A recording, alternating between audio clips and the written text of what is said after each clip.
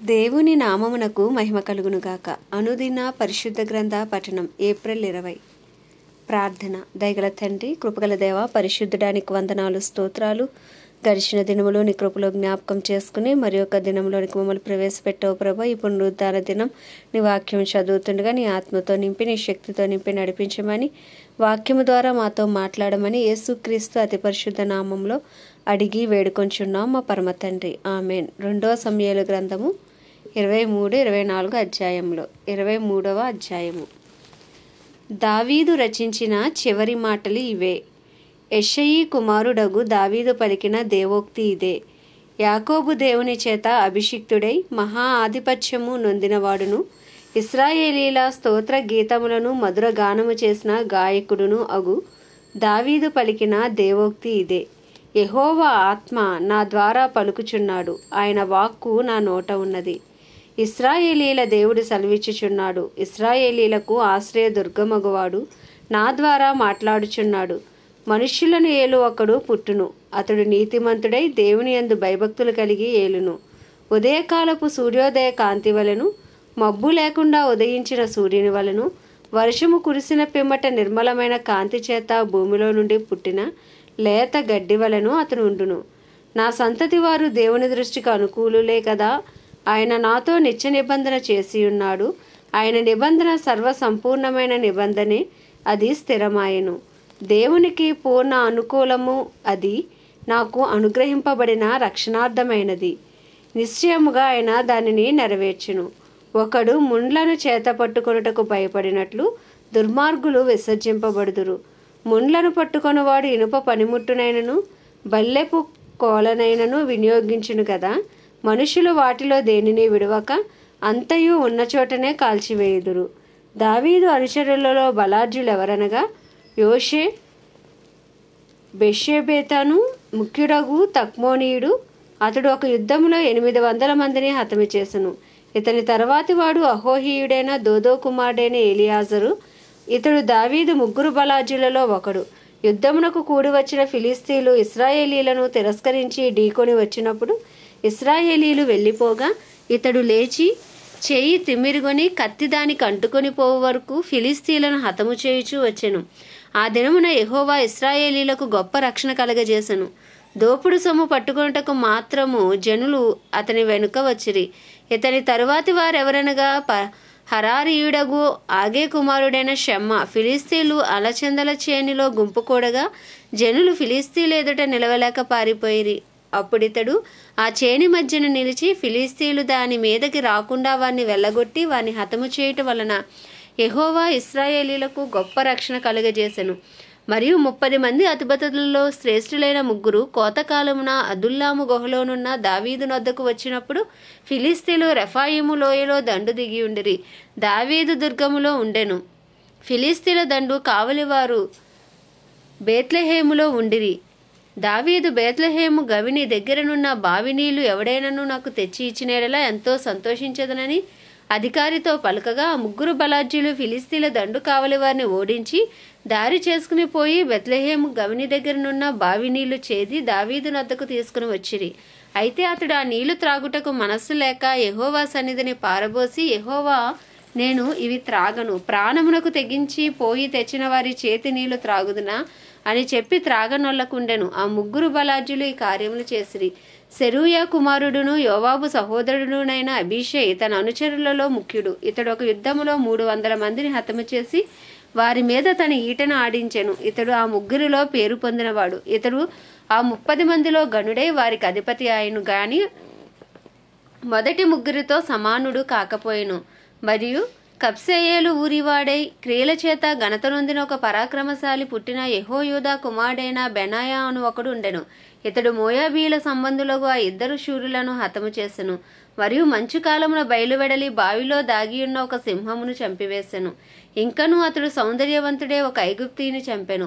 ఈ ఐగుప్తీని చేతిలో ఈట ఉండగా బెనాయా దుడ్డుకర్ర తీసుకుని వాని మీదకి పోయి వాని చేతిలోని ఈట ఓడలాగి దానితోనే వాణ్ణి చంపెను. ఈ కార్యములు యెహోయాదా కుమారుడైన బెనాయా చేసినందున ఆ 3 బలాఢ్యులలోనూ అతడు పేరు పొంది ఆ 30 మందిలో గనుడాయను. అయినను మొదటి 3తో సమానుడు కాకపోయెను. దావీదు ఇతనిని తన సభికులలో ఒకనిగా నియమించెను. ఆ 30 మంది ఎవరనగా యోవాబు సహోదరుడైన అషాహేలు, బెత్లెహేమీయుడగు దోదో కుమారుడగు ఎల్హానాను, హరోదీయుడైన షమ్మా, హరోదీయుడైన ఎలీకా, పత్తీయుడైన హెలెస్సు, తెకోవీయుడగు ఇక్కేషు కుమారుడైన ఈరా, అనాతోతీయుడైన అబియేజరు, హూషాతీయుడైన మెబున్నయి, అహోమీయుడైన సల్మోను, నెటోపాతీయుడైన మహరై, నెటోపాతీయుడైన బయానాకు పుట్టిన హేలేబు, బెన్యామీనీల గిబియాలో పుట్టిన రిబై కుమారుడైన ఇత్తయి, పరోతోనీయుడైన బెనయ,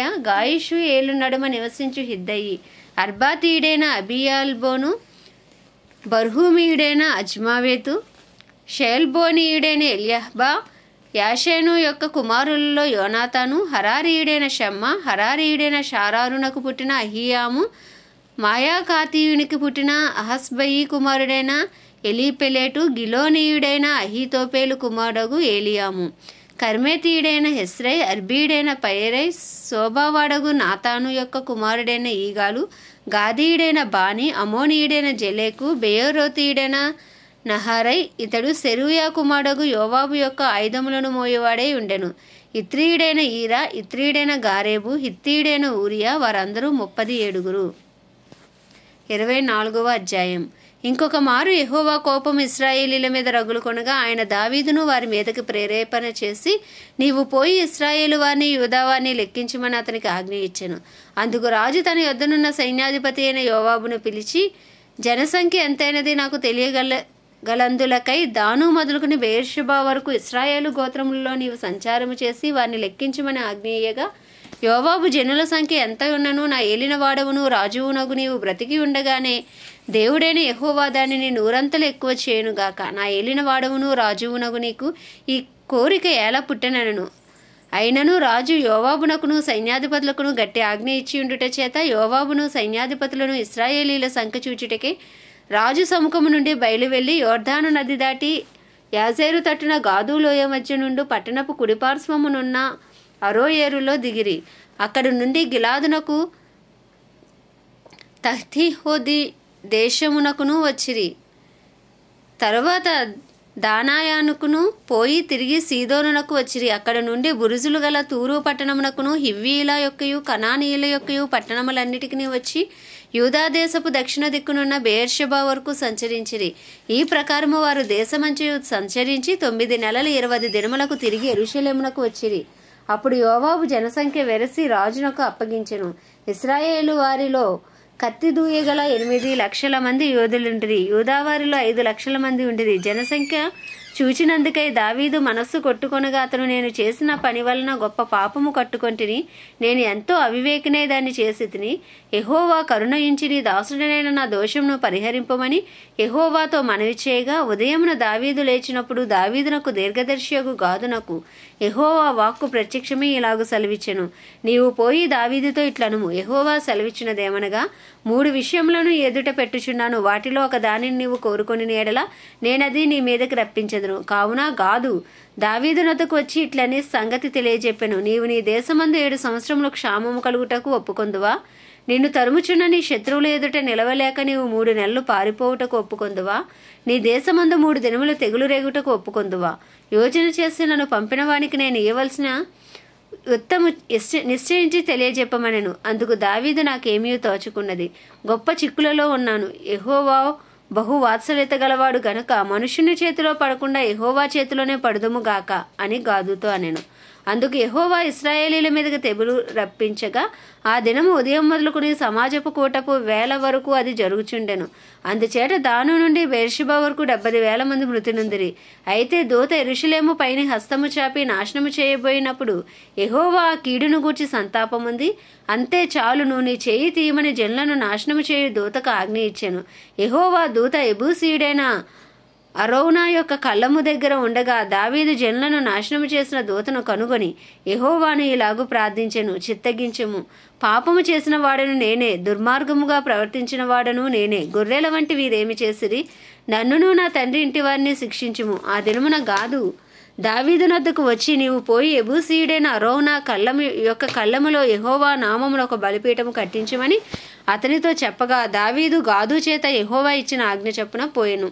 అరౌనా రాజును అతని సేవకులను తన దాపునకు వచ్చుట చూచి బయలుదేరి రాజునకు సాష్టాంగ నమస్కారము చేసి, నా ఏలినవాడవును రాజువునగు నీవు నీ దాసుడనైన నా యొద్దకు వచ్చిన నిమిత్తమే అని అడుగగా, దావీదు, ఈ తెగులు మనుషులకు తగలకుండా నిలిచిపోవునట్లు యెహోవా నామమున ఒక బలిపీఠము కట్టించుటకై నీ యొద్ద ఈ కళ్ళమును కొనవలనని వచ్చితినెను. అందుకు అరౌనా, నా ఏలినవాడవగు నీవు చూచి ఏది నీకు అనుకూలమో దాన్ని తీసుకొని బలి అర్పించుము, చిత్తగించుము. దహన బలికి ఎడ్లున్నవి, నూర్చు కర్ర సామానులు కట్టెలుగా అక్కరకు వచ్చును. రాజా, ఇవన్నీ అరౌనా అను నేను రాజునకు ఇచ్చుచున్నానని చెప్పి నీ దేవుడైన యెహోవా నిన్ను అంగీకరించునుగాక అని రాజుతో అనగా, రాజు, నేను అలాగూ తీసుకొనను, వెల ఇచ్చి నీ యొద్ద కొందును, వెల ఇయ్యక నేను తీసుకొనిన దానిని నా దేవుడైన యెహోవాకు దహన బలిగా అర్పించునని అరౌనాతో చెప్పి ఆ కళ్ళమును ఎడ్లను 50 తులముల వెండికి కొనెను. అక్కడ దావీదు యెహోవా నామమున ఒక బలిపీఠము కట్టించి దహన బలులను సమాధాన బలులను అర్పించెను. యెహోవా దేశము కొరకు చేయబడిన విజ్ఞాపనలను ఆలకింపగా ఆ తెగులు ఆగి ఇశ్రాయేలీయులను విడిచిపోయెను. ఆమేన్. దేవుడి పరిశుద్ధ వాక్యము మన వినికిడిలో దీవించునుగాక. ప్రార్థన. దయగల తండ్రి, కృపగల దేవ, పరిశుద్ధుడానికి వందనాలు, స్తోత్రాలు. జీవాధిపతి, న్యాయాధిపతి, మృత్యుంజయుడా, మహాగణుడా, మహిమా ఘనతకు అర్హుడా, యోగ్యుడా, పూజ్యుడా, నీకే వందనాలు, స్తోత్రాలు, స్తుతులు చెల్లించుకుంటున్నాం ప్రభా. మా కొరకు ప్రాణం పెట్టి రక్తం చిందించి పాతాళ వేదనలు అనుభవించి 3వ దినమున తిరిగి లేచి పునరుద్ధాన శక్తితో మమ్మల్ని నింపుచున్న దేవా నీకు వందనాలు, స్తోత్రాలు. మా కొరకు ఆదరణకర్తను పంపి ఉన్న దేవా నీకు వందనాలు, స్తోత్రాలు. మా కొరకు తండ్రి కుడిపార్శ్వమును విజ్ఞాపన చేయుచున్న దేవా నీకే వందనాలు, స్తోత్రాలు. మా కొరకు స్థలమునైనా సిద్ధపరుస్తున్న దేవా నీకే వందనాలు, స్తోత్రాలు. ప్రభా, ఈ దినం ఈ గడియ మమ్మల్ని సజీవ లెక్కలో ఉంచినందుకు నీకు వందనాలు ప్రభా. మీరు ఇచ్చిన ఆరోగ్యమును బట్టి, ఆయుష్ను బట్టి నీకు వందనాలు ప్రభా. ఈ దినమంతా నీకు ఇష్టలుగా జీవించుటకు నీ కృపను మాకు అనుగ్రహించండి. నీ చిత్తానుసారంగా జీవించుటకు నీ కృపను మాకు అనుగ్రహించండి. నీ పునరుద్ధాన శక్తితో మమ్మల్ని నింపండి ప్రభా. నువ్వు సజీవుడు అయ్యా, నువ్వు సజీవంగా లేచిన దేవుడవు ప్రభా, నీకు వందనాలు ప్రభా. నీకే స్తుతులు చెల్లించుకుంటున్నాం. మా కుటుంబాలను మమ్మల్ని జ్ఞాపకం చేసుకున్నాం. మా అపరాధములు మా పాపములు దయతో క్షమించండి. మా ఇరుగు పొరుగు మా పట్టణాన్ని అయ్యా, మా బంధువులు మా స్నేహితులు అందరినీ నీ హస్తాలకు అప్పచెప్పుకున్నావు. నీ కృప విస్తరించును గాక ప్రభా. నీ సన్నిధి కాంతి ప్రకాశించబడును గాక అయ్యా. నీ సువార్త అందరికీ నాయన అందరికీ వెళ్ళి వారి మనోనేత్రాలు తెరవబడును గాక, వారి హృదయాలు తెరవబడును గాక, వారి చెవులు తెరవబడును గాక, సువార్త కొరకు వారి గృహాలు తెరవబడును గాక అని ప్రార్థిస్తున్నాం ప్రభా.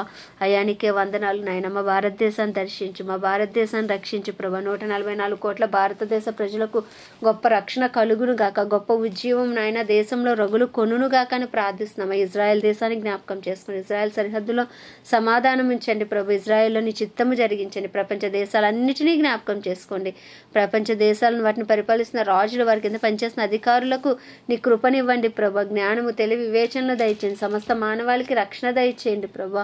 అందరికీ అంతటా సువార్త అందించబడినట్లు ఇంకను సువార్తికను లేపండి అయ్యా. ప్రార్థించే వీరులను లేపండి, రోదన చేయు స్త్రీలను లేపండి, పవిత్రమైన చేతులొచ్చి ప్రార్థించే పురుషులను లేపండి ప్రభా. బలవంతుని చేతిలో బాణముల వలె వాడబడి యవనస్తులను లేపండి ప్రభా.